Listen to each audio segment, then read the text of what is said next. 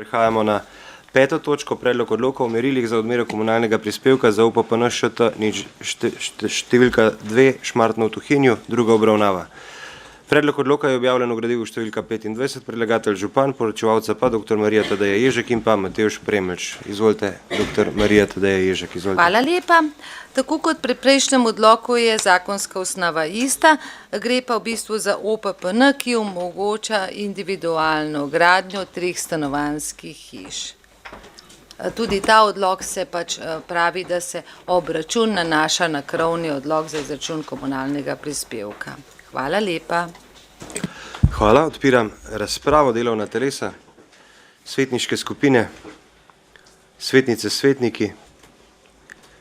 Ne. Zaključujem razpravo. Glasovali bomo o predlaganem sklepu. Občinski svet občine Kamnik sprejme odlok o merilih za odmero komunalnega prispevka za OPPN ŠT 2 Šmartno v Tuhinju. Glasujemo. Glasovanje poteka.